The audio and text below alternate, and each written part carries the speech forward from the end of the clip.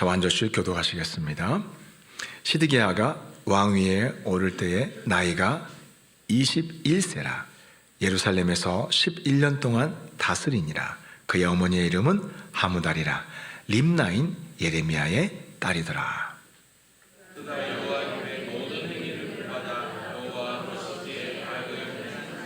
여호와께서 예루살렘과 유다에게 진노하심이 그들을 자기 앞에서 쫓아내시기까지 이르렀더라. 아멘.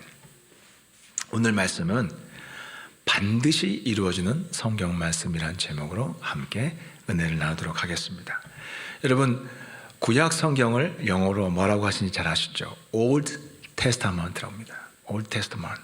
그 다음에 신약을 New Testament라고 합니다. 이 Testament라는 단어가 뜻이 언약이라는 뜻이 있습니다. 그래서 구약, 신약. 그런데요, 이 단어가 법적 용어로 똑같이 쓰이는데 이 테스터먼트가 법적 용어로 또 쓰입니다. 뭔 줄 아세요? 유언장이에요. 테스터먼트가 유언장이라는 법적 용어로 지금도 쓰입니다. 세상에서 가장 강력한 힘을 가진 종이 중에 하나가 유언장이에요. 그 유언장에 기록된 내용에 따라서 한 사람의 인생이 뒤집어지고 바뀌기도 합니다. 실제로 그런 일이 일어났어요. 2009년에 해외 토픽으로 전 세계에 아주 유명했던 한 사건이 있습니다. 헝가리 외곽 지역에 두 형제가 굴에서 노숙자로 살고 있었어요. 이 형제는 밖에서 휴지통을 뒤져가지고 거기서 철이나 이런 것들 나오면 그 고물을 팔아다가 돈을 벌기도 하고 또 구걸을 하면서 그렇게 생계를 유지하고 있었습니다. 그런데 어느 날 갑자기 이 형제에게 놀라운 소식이 전해졌습니다. 한 직원이 찾아와서 그 복지센터의 직원이 찾아와서 이 형제들에게 소식을 전한 겁니다.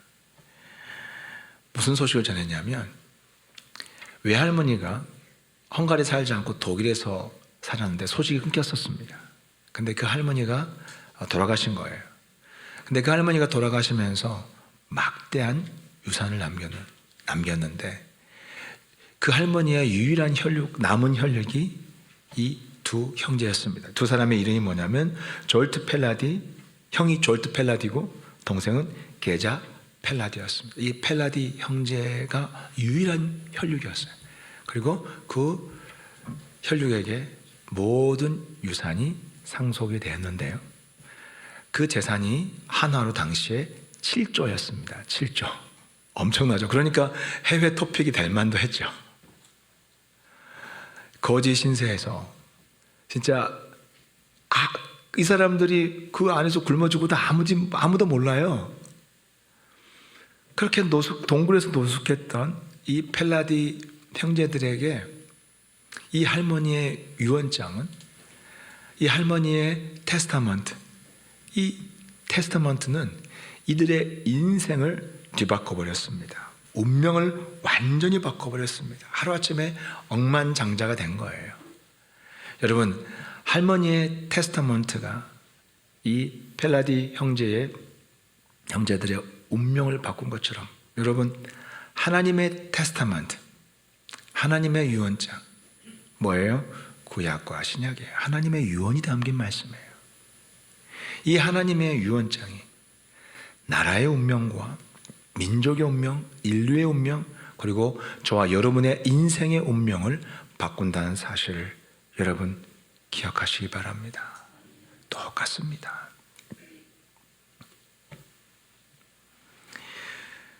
지금까지 큐티해온 예레미야서는 그것을 말씀을 통해서 우리에게 역사를 통해서 증명해 주었습니다. 유다를 비롯해서 그 수많은 주변 국가들의 운명이 하나님의 테스타먼트, 하나님의 말씀에 따라서 그들의 운명이 다 결정이 되었습니다. 그리고 예레미야서가 지난주에 끝을 맺게 되었습니다. 우리 큐티 예레미야가 이제 끝났죠. 자, 그런데 오늘 읽은 예레미야서 52장을 읽다 보면 이 52장이 왜 여기에 등장하는지 잘 이해가 안 되는 부분이 있습니다. 왜 그렇습니까? 예레미야서는요, 실제적으로 51장으로 끝이 났습니다. 우리 한번 읽어볼까요? 51장 63절 한번 읽어보겠습니다. 다 같이 읽어보겠습니다. 63, 64절. 너는 이 책 읽기를 다 한 후에 책에 돌을 메어 유브라데 강 속에 던지며 말하기를 바벨론이 나의 재난 때문에 이같이 몰락하여 다시 일어서지 못하리니 그들이 피폐하리라 하라 하니라. 예레미야의 말이 이에 끝나니라. 그러니까 예레미야서에 모든 기록됐던 예언이 여기서 이제 끝이 났다고. 사실은 여기서 이미 바룩이 여기서 끝을 냈어요. 바룩이 여기까지 이제 끝을 내고 편집을 여기까지 마쳤어요. 그런데 왜 52장이 등장하죠? 이미 예레미야의 그 서기관이었던 바룩이 다 여기서 끝을 냈어요. 그런데 52장이 또 등장해요. 왜 그렇습니까? 약 30년 뒤에 52장 본문에 나오면 이게 30년 이후에 쓰여 있는 것, 30년 후에 덧붙여진 것을 말하고 있어요. 뒤에 예레미야가 죽은 다음에 30년 뒤에요. 후대의 편집자가 후기로 추가 내용을 다시 요약해서 덧붙였어요. 앞에 내용 일부 내용을 덧붙이기도 해서 다시 재편집을 했어요. 그 이유가 뭘까요? 왜 51장 이후에 52장을 덧붙여서 왜 재편집을 했을까요? 그 이유는 뭐냐면 예레미야서에 기록된 하나님의 말씀이 단지 과거의 역사로 끝난 것이 아니라 이 성경을 읽는 지금 이 현 시대에도 여전히 똑같이 우리에게 적용된다는 것을 다시 한번 강조하기 위해서, 그 하나님의 말씀의 역사가 우리에게 똑같이 지금도 작용하고 있다는 것을 강조하기 위해서 덧붙인 거예요. 거기에는 세 가지 메시지가 담겨 있습니다. 그 세 가지 메시지가 무엇인지를, 52장이 전하는 세 가지 메시지가 무엇인지를 우리 한번 자세히 살펴보도록 하겠습니다. 첫 번째 52장이 추가로 덧붙여지면서 우리에게 전하는 첫 번째 메시지는 뭐냐면, 하나님의 말씀은 반드시 성취된다는 거였습니다. 다시 말씀드립니다. 뭐라고요? 하나님 말씀은 반드시 성취된다는 거예요. 반드시 실현된다는 거예요. 우리 예레미야서 52장 12절 한번 볼까요? 12절 13절 다 같이 읽어보겠습니다. 시작. 바벨론의 느부갓네살 왕의 19째 해 10째 날에 바벨론 왕의 어전사령관 느부사라단이 예루살렘에 이르러 여호와의 성전과 왕궁을 불사르고 예루살렘의 모든 집과 고관들의 집까지 불살랐으며. 자, 다시 결과를 이야기하고 있는 거예요. 예레미야가 예언했던 대로 그렇게 되었다는 것을 52장에 또 기록하고 있어요. 30년 뒤에. 예레미야가 40년 예언자로 활동하면서 굳세게 일관되게 외쳤던 말씀이 뭐예요? 예루살렘은 망한다. 성전은 반드시 파괴된다. 하나님의 뜻은 너희들이 바벨론에 항복하는 것이다. 하나님의 뜻에 순종하라는 거였습니다. 근데 이스라엘 백성들은 조롱하고 무시했습니다. 그들이 무시했던 이유는 뭡니까? 하나님이 예루살렘 성전에 계시는데 어떻게 성전이 파괴되고 예루살렘이 멸망할 수 있냐는 거였습니다. 그들은 조롱했어요. 그건 있을 수 없는 일이라고 했어요. 그리고 심지어 거짓 선지자들도 거기에 합류했습니다. 예루살렘은 평안할 것이다. 안심하라 백성들이여. 절대로 그런 일은 없다라고 예레미야와 반대의 이야기를 했습니다. 예레미야는 철저히 혼자였어요. 그가 아무리 하나님 말씀을 전파해도 선포해도 사람들은 듣지 않았어요. 그런데 오늘 본문 52장은 예레미야의 예언이 끝난 지 30년 뒤에 그 예언이 실제 어떻게 성취되는지를 다시 요약해서 재진술하고 있는 거예요. 시드기야 왕의 두 눈이 뽑혀서 끌려갔고, 성전이 불타서 없어졌고, 그리고 이스라엘 백성들이 포로로 끌려갔다는 사실을 팩트들만 요약해서 거기에 기록하고 있어요. 게다가 여기 이 52장에는 다른 성경에 없는 내용이 나왔는데 뭐냐면, 말씀이 성취된 사실성을 강조하기 위해서 사로잡혀간 사람들의 일부 숫자를, 전체 숫자는 아니고 일부 숫자를, 거기다가 숫자를, 데이터를 직접 입력해서 기록해 놨어요. 데이터를, 이거는 사후에 기록한 것임을 보여준 거예요. 끌려간 사람들의 숫자를 이야기하고 있습니다. 우리 다 같이 예레미야서 52장 8절 28절 읽어보겠습니다. 28절부터 30절까지 시작. 느부갓네살이 사로잡혀간 백성은 제7년 유다인이 3023명이요 느부갓네살의 18해에 832명이요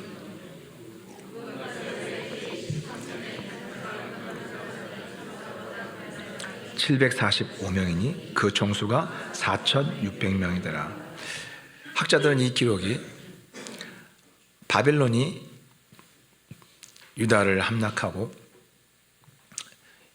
포로를 끌고 나간 뒤에 공식적인 문서에다가 그 사람들의 이름과 명단을 기록한 것, 그것을 근거로 해서 이 52장의 그 편집자가 거기다가 기록한 것이라고 봅니다. 일부죠. 물론 더 많은 사람이, 일반 평민들 이런 것도 자세한 건 다 기록하지 않았어요. 그 사람들이 기록, 그 왕의 공식 왕실의 기록 명부에 남은 것들 일부를 여기다가 기록한 거예요. 1차 때 몇 명, 2차 때 몇 명, 3차 때 몇 명. 예레미야는 사건만 예언했어요. 이런 사건이 일어날 것이다. 그런데 1차, 2차, 3차에 실제로 구체적으로 끌려간 사람들, 귀족들이죠. 그리고 아주 핵심적인 사람들의 명단을 확보해서 그 사람 숫자를 여기다가 기록해 놓은 거예요. 뭐 하려고요? 역사적 사실성을 강조하기 위해서요. 이게 팩트라는 거예요. 실제로 일어난 사건이라는 거예요. 예루살렘이 파괴되었을 때 그때야 사람들은 후회했습니다. 왜 내가 그때 예레미야의 말을 믿지 않았을까? 왜 무시했을까? 후회했습니다. 하지만 이미 늦었습니다. 말씀이 경고할 때 들어야지, 경고할 때 듣지 않으면 이제 그 말씀이 예고한 대로 실제로 닥치면 그때는 정신없습니다. 그냥 확 휩쓸려 가요. 하나님이 재앙이 임할 때 하나님께 불순종하다가 이렇게 하나님께 매를 맞는 하나님께 징계를 받는 사람들의 이야기를 들으면 진짜 무섭더라고요. 쫙 시작되면 그때는 정신 없습니다. 그냥 여기저기 막 터져요. 정말 무서워요. 하나님 말씀이. 항상 경고할 때 들어야 돼요. 여러분, 신약 시대를 살아가는 우리도 마찬가지예요. 예레미야 때 선포된 말씀이 다 성취된 것처럼 여러분, 신약 시대에 예수님을 통해서 우리에게 선포된 말씀, 그 말씀이 아직 성취되지 않은 것들이 있어요. 그런데 그것도 반드시 성취가 됩니다. 예레미야 시대 때처럼 이루어진 것처럼. 사람들은 성취 안 될 거라고 생각했어요. 네, 성취됩니다. 예수님이 우리에게 경고하신 말씀이 뭐가 있어요? 예수님이 곧 도적과 같이 다시 오실 거라는 거예요. 예수님이 오실 때는 도적과 같이 정말 갑자기 찾아오신다고 그랬어요. 그리고 그때 예수님이 오실 때 이 세상에 놀라운 징조들이 일어날 거라고 했습니다. 세상에 암흑이 찾아오고 하늘의 모든 이 지금까지 당연하게 여겨졌던 이 시스템들, 모든 이 지구의 전체의 시스템들이 다 붕괴가 됩니다. 또 하나, 예수님이 오실 때 우리 눈앞에 천국과 지옥이 펼쳐지는 것을 보게 될 거라고 말씀합니다. 그래서 우리는요, 부지런히 가족 구원해야 됩니다. 그때에 우리 가족이 어떤 사람은 지옥에 가고 어떤 사람은 천국에 갈 때 한번 생각해 보세요. 그때 피눈물 나지 않겠어요? 그래서 이 세상의 가장 소중한 가치는요, 성공이 아니에요. 출세가 아니에요. 돈 많이 버는 게 아니에요. 영혼 구원이에요. 왜요? 예수님의 말씀은 반드시 예레미야를 통해서 전해준 말씀도 성취되었는데, 하나님이 직접 오셔서 하신 말씀이 여러분 우리가 우습게 들을 수 있습니까? 반드시 성취되는 거예요.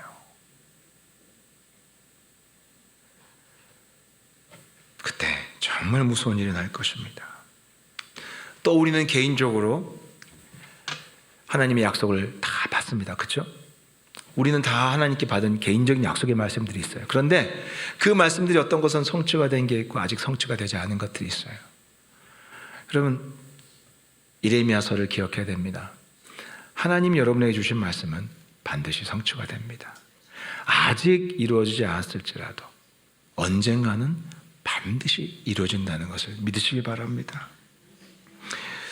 가끔 현실적으로 볼 때 과연 이 말씀이 나에게 이루어질까?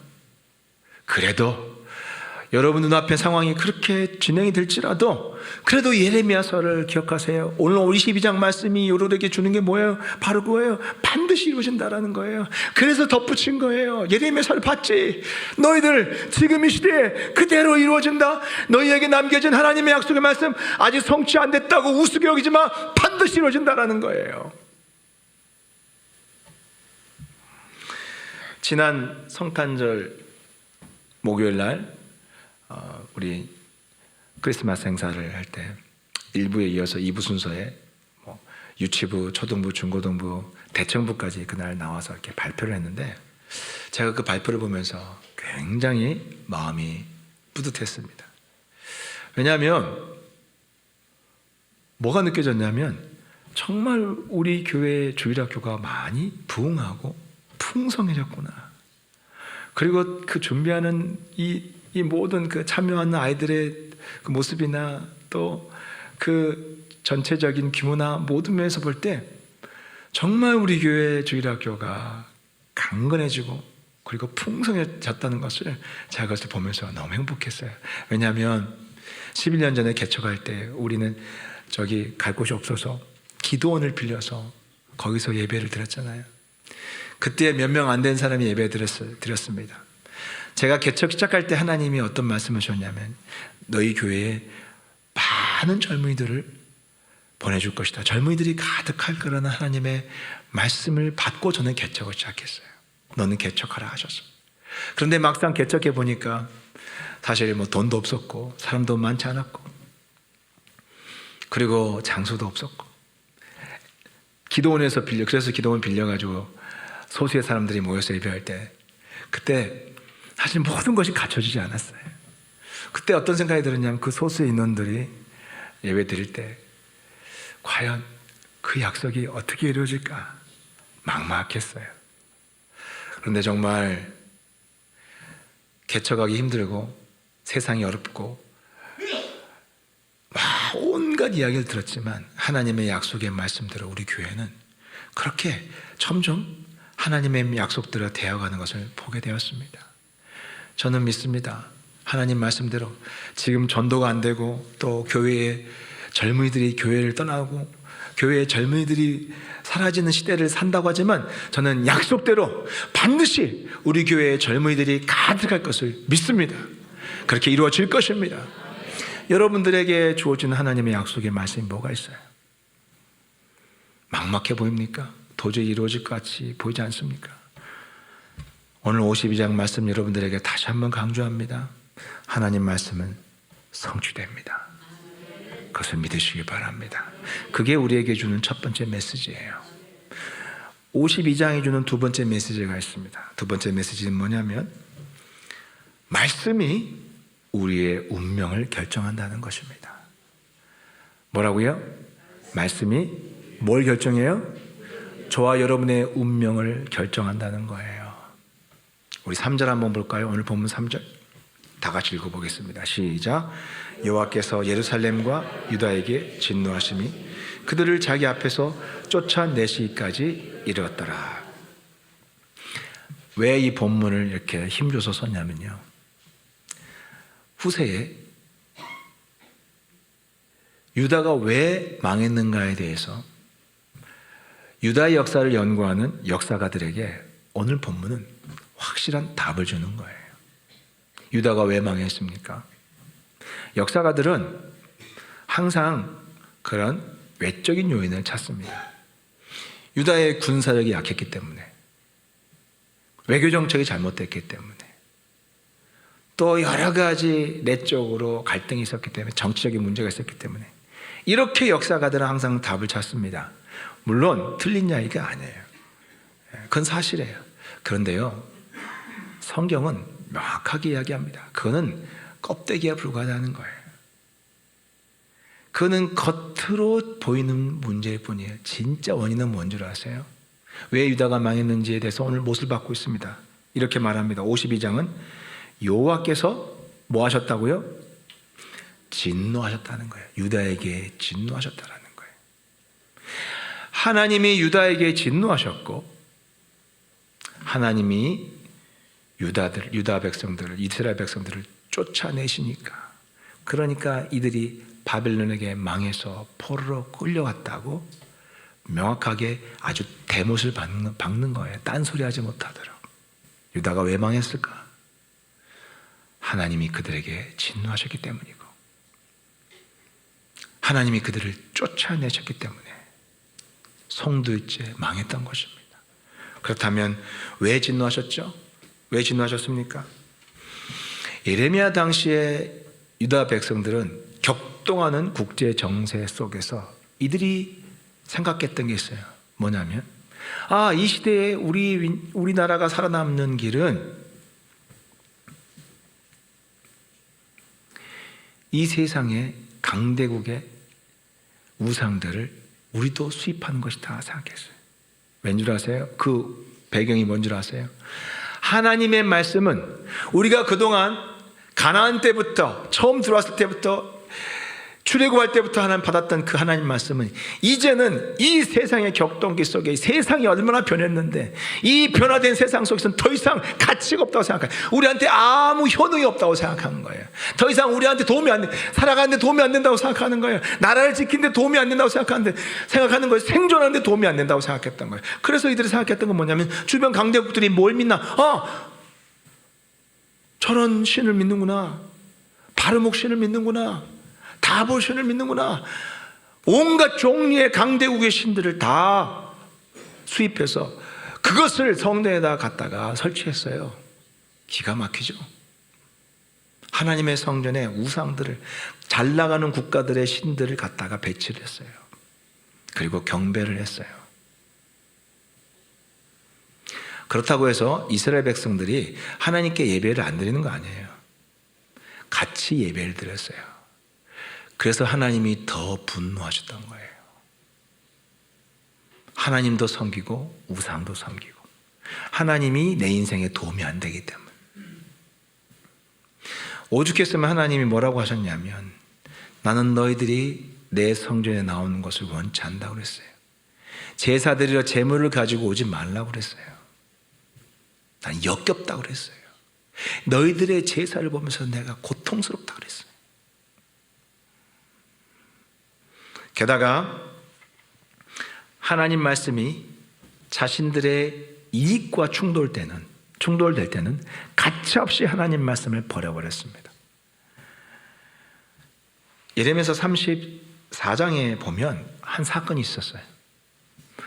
레위기서 25장 39절을 보면 하나님이 이스라엘 백성들에게 유대인, 그러니까 이스라엘 백성 출신의 같은 동족은 절대로 노예로 삼지 못하도록, 종으로 삼지 못하도록 하나님이 엄명을 하셨어요. 너희는 형제라고 그랬어요. 그런데 이스라엘 백성들은 가난한 이스라엘 백성들을 돈을 못 갚으면 잡아다가 이제 노예를 만들었어요.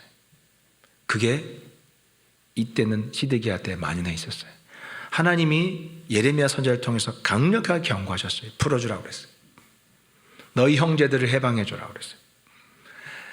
그런데 그때는 잠깐 겁을 먹었는지 시드기야와 이스라엘 백성들이 유대인 형제 종들을 싹 다 풀어줬어요. 그런데 풀어준 지 며칠 뒤에 다시 싹 다 잡아들였어요. 왜 그런 줄 아세요? 생각해보니까, 계산해보니까 손해 갔거든요. 내가 계산을 해보니까 나한테 손해가 되거든요. 막심한 손해가 될 것 같은 거예요. 이 노동력 한 명이 얼마나 나중에 나에게 인생에 얼마나 큰 재물의 가치를 갖고 있는데, 계산을 해보니까 하루 1년, 10년, 20년 생각해보니까 이게 뭐 수천만 원, 수억의 손해를 보는 거예요. 그러니까 다시 잡아다가 그냥 다시 노예를 삼아버렸어요. 그때 하나님이 예레미야를 통해서 엄청나게 그들에게 진노하셨어요. 너희들 내가 절대로 이 성을 그냥 두지 않겠다고 하셨어요.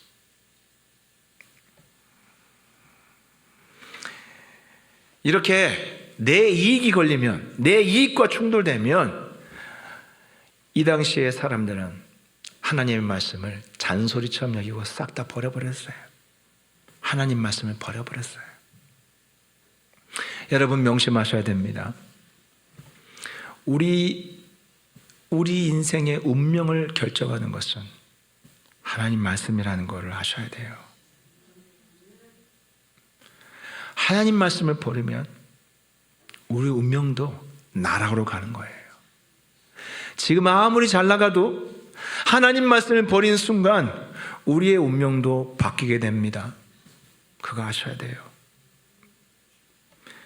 여러분, 사울 왕이 하나님의 축복으로 왕의 자리까지 올라갔어요. 그런데 그가 왕의 자리에서 완전히 나락으로 떨어지고 인생이 폭망한, 그 집안이 멸망하게 된 결정적인 출발점이 있어요. 그게 언제냐면 하나님이 사울 왕에게 아말렉 족속을 완전히 진멸하라고 그랬어요. 그들이 출애굽 때 한 못된 짓이기 때문에. 그래서 하나님이 진멸하라고 하실 때는 백성들뿐만 아니라 거기에 있는 양의 새끼까지도, 모든 짐승까지도 완전히 제거하라고, 죽이라고 하셨어요. 근데 사울 왕이 하나님 말씀 듣고 전쟁을 해서 승리합니다. 근데 이 사람이요, 딱 눈에 보니까 살진 양과 소들이 있단 말이에요. 재산적 가치가 높죠. 그 많은 살진 양과 소들을 보니까 욕심이 났어요. 저걸 없애버리면 이거는 굉장히 자기가 볼 땐 큰 손해라고 생각한 거예요. 그래서 살려뒀어요. 그 살려둔 양과 살진 소들을 보시고 선지자 사무엘이 그에게 말합니다. 그의 인생이 몰락할 것에 대해서 하나님 말씀을 선포합니다. 우리 사무엘상 15장 23절 한번 볼까요? 사무엘상 15장 23절 다 같이 읽어보겠습니다. 시작.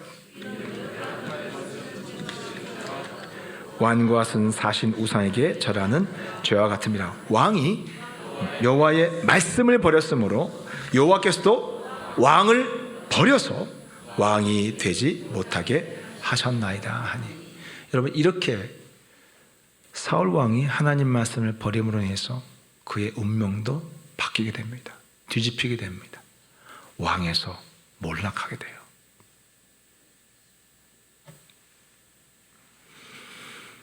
이게 실제예요. 우리 인생에 실제로 일어나는 일입니다. 반대로 다니엘을 아시죠? 다니엘은 어땠습니까? 하나님 말씀 때문에 신변의 위협을 느꼈지만 그래도 왕이 주는 진미를 거부하고 우상에게 드려진 그 음식을 거부하고 자기의 인생에 출세길에 막힐 수 있었어요. 그럼에도 불구하고 하나님 말씀을 택했을 때 하나님이 어떻게 만드셨어요? 왕이 4번 바뀌어도 총리로 살아남도록 만들어 주셨어요. 하나님이 그의 운명을 그렇게 결정하신 거예요. 우리의 운명은 하나님의 말씀이 결정합니다. 착각하지 마세요. 당장 눈앞에 손해보는 거, 이렇게 하면 이익을, 하나님 말씀을 포기하면 내가 조금은 얼마는 더 벌 수 있고 얼마는 더 내게 유익이 올 것 같죠. 그러나 장기적으로 보면 여러분에게 주어진 축복이 여러분의 삶에서 사라진다는 것을 아셔야 돼요. 운명이 바뀝니다. 명심하십시오. 우리 인생의 운명은 하나님 말씀이 결정합니다.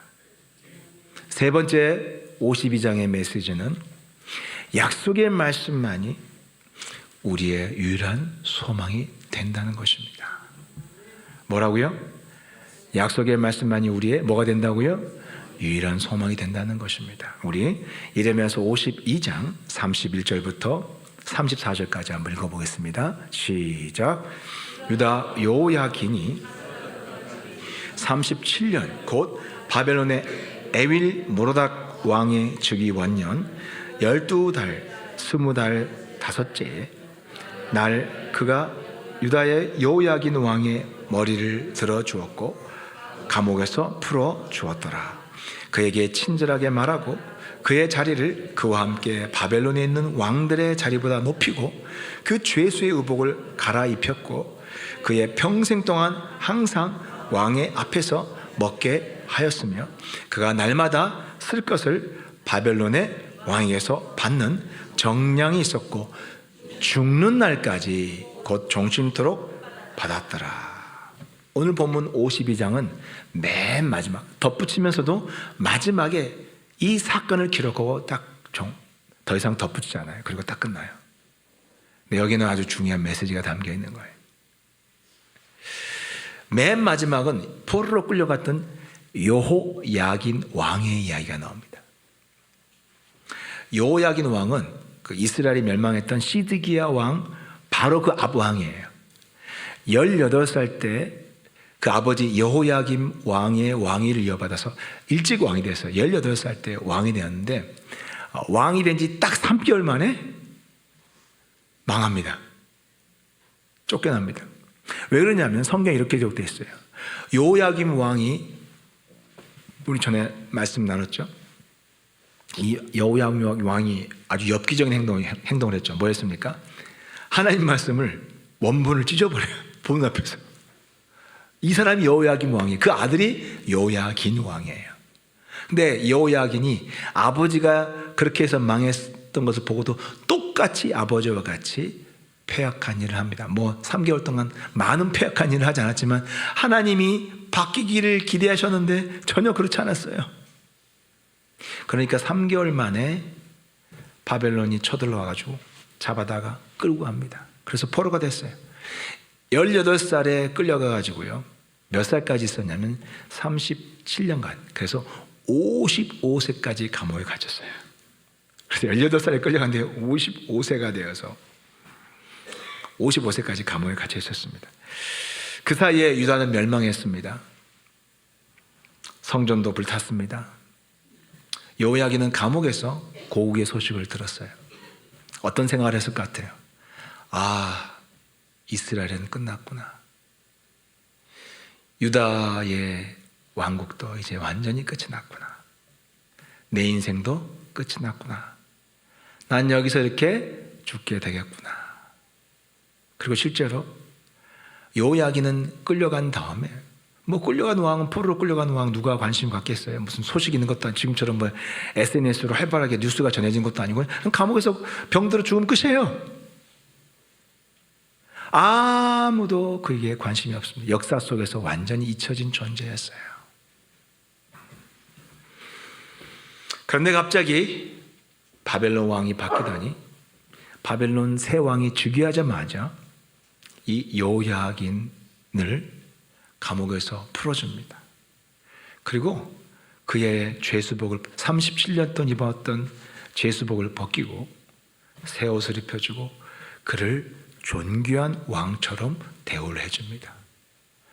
먹을 것을 주고 평생 왕이 주는 하사품을 받고 살아가도록 그렇게 합니다. 근데 보면 그 기간이 아까 읽은 것처럼 종신토록 진짜 죽을 때까지 편안하게 그를 돌봐줍니다. 여러분 한번 생각해 보세요. 어떻게 이런 일이 났습니까? 어떻게 이런 일이 났어요? 여호야긴이 그 감옥에서 한 일이 뭐가 있어요? 요야긴이 한 일은 아무것도 없어요. 그냥 평생 감옥에 갇혀서 지냈던 것 뿐이에요. 평생 감옥에 갇혀서 살아왔는데 어느 날 갑자기 그 인생에 새 날이 열린 거예요. 그 인생에 새 인생이 펼쳐진 것입니다. 어떻게 이런 일이 났어요?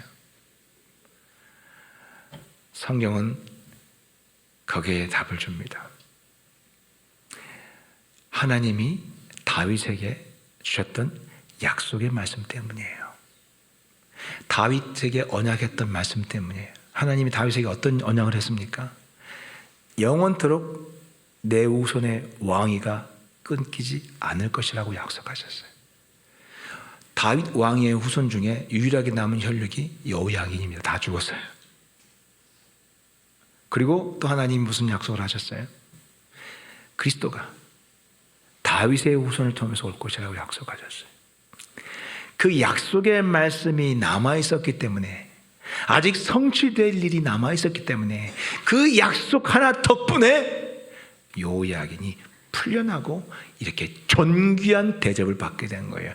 과거에 그가 하나님 앞에 못된 짓을 했고 하나님 앞에 큰 죄를 범했음에도 불구하고 그가 다시 이렇게 인생이 새날이 열린, 다시 그 인생의 기회가 주어진 유일한 근거가 뭐예요?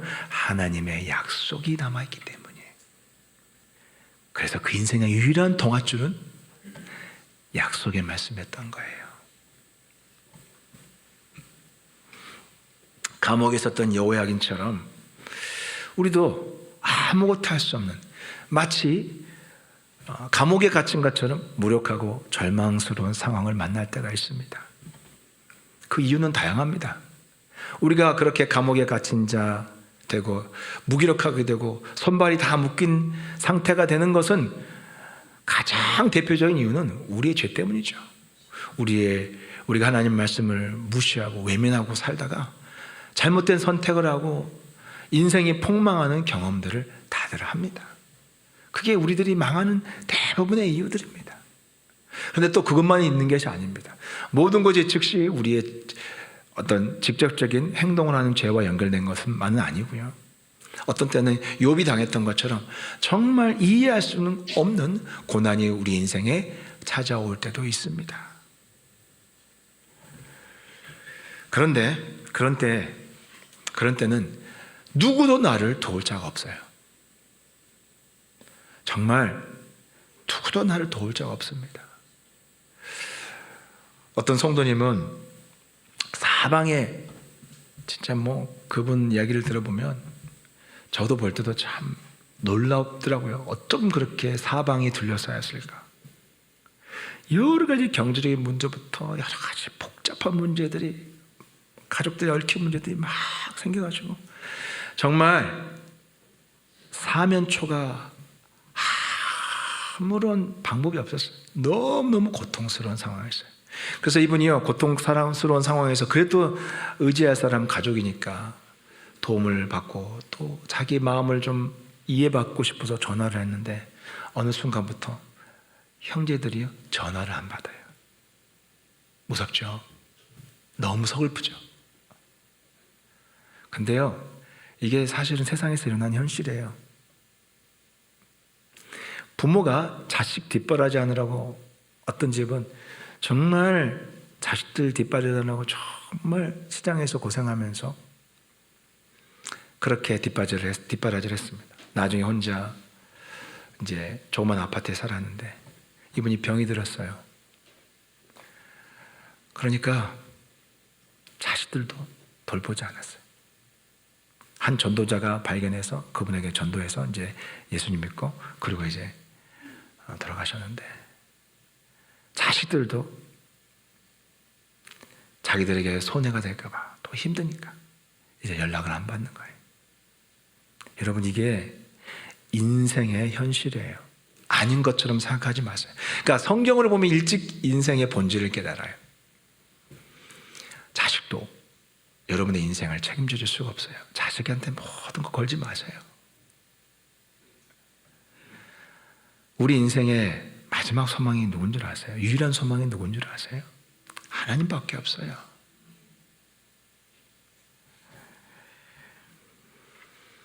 가족조차도 외면할 때 하나님은 우리를 외면하지 않습니다. 방금 그 성도님도 그렇게 절망스러울 때 1:1 양육을 받았어요. 그래서 1:1 양육 받으면서 하나님 말씀을 보니까 아브라함, 이삭, 야곱이 나오잖아요. 그들이 절망에 처했을 때 하나님이 그들에게 말씀을 주면서, 약속의 말씀을 주면서 그들을 어떻게 다시 일으켜주시고 살려주셨는지가 성경에 기록되어 있습니다. 그 말씀들, 하나님이 그들에게 줬던 그 말씀이 그때 꼭 자기에게 주는 약속의 말씀 같았어요. 아브라함이 자식이 없어서 절망하고 낙심하고 좌절할 때 하나님이 한밤중에, 깜깜한 밤중에 그에게 찾아오셔서 말씀하셨어요. 아브라함아, 두려워하지 말라. 나는 전능한 하나님이라. 내 앞에서 온전해라. 믿음을 가져라. 나는 전능한 하나님이다 하면서 그에게 약속의 말씀을 딱 주시고 다시 그를 일으키십니다. 그렇게 하나님의 약속의 말씀을 붙잡으면서 그들을 일으켰던 그 말씀이 꼭 자기에게 주는 말씀 같아서 그 말씀 붙잡고 기도하면서 버텼어요. 그리고 잘 그 어려운 시간들을 통과했습니다. 여러분, 하나님의 말씀만이 우리의 소망이 되는 것을 믿으시기 바랍니다. 갇혀있는 시기에는 아무것도 할 수 없어요. 그럴 때 여러분이, 제가 여러분들에게 답을 드립니다. 아무것도 할 수 없는 그때 여러분들이 할 수 있는 최고의 일은 뭐냐면 성경을 부지런히 전심으로 읽으세요. 여러분에게 유일한 소망은 여러분이 읽었던 그 말씀을 통해서 여러분에게 답이 옵니다. 그리고 진짜 답이 와요. 말씀 읽다 보면 어떤 말씀이 여러분 가슴속에 확 빛을 밝히면서 여러분 마음에 어떤 말씀은 꼭 하나님이 내게 직접 주시는 약속의 말씀처럼 느껴지는 때가 있어요. 그 여러분에게 주신 말씀이에요. 그 말씀이 여러분에게 진짜 기적을 일으킵니다. 삶에 없던 길이 열려요. 자고리 나면, 여호야긴이 자고리 하니까 갑자기 감옥문이 열리면서 전기키 됐잖아요. 여러분 인생에 갑자기 감옥 같은 현실이 열리면서, 길이 열리면서 신기하게 여러분의 새날이 시작됩니다. 그게 실제로 이루어지는 거예요. 그래서 저는 여러분 2026년도가 앞으로 또 많이 어려울 거라고 해요. 그런 뉴스 들을 때 두려워 떨지 말고 벌벌벌 떨지 말고 여러분들에게 한 가지 분명한 답을 드립니다. 내년도에 하나님 말씀이 있기에 전심으로 힘쓰기를 주 이름으로 축복합니다. 제가 기도하면서 제 마음에 하나님 주신 감동이 있어요. 그건 뭐냐면 내년에는 우리 교회가 통독에 힘을 쓸 것입니다. 성경 통독에. 그래서 정시간이 없는 분들은 1독 하시고 시간이 되신 분들은 2독, 3독, 4독에 도전하시길 바랍니다. 어차피 여러분 시간 남으면 유튜브 보고 그냥 TV 연속 보면서 다 시간 날립니다. 그런데 여러분 이 힘든 시기에 여러분의 인생의 답은 성경에 있습니다. 이 성경을 읽다 보면 반드시 여러분과 여러분 자녀들에 대한 답을 주십니다. 이 성경은 아까 헝가리 그 두 형제에게 어느 날 할머니의 유언장에 기록된 한 줄이 그 인생을 바꿨던 것처럼 하나님 말씀이 어느 날 여러분들에게 유언장처럼 다가오면서 여러분의 인생이 완전히 뒤바뀌는 하나님의 약속의 말씀이 여러분들에게 주어지는 것을 믿으시기 바랍니다. 정말입니다. 여러분의 인생의 소망은 하나님 말씀밖에 없습니다. 여러분 내년에 통독 중에 여러분에게 주시는 하나님의 음성이 임할 것입니다. 그 말씀 붙잡고 여러분의 인생의 새날이 시작되기를 주의 이름으로 축복합니다.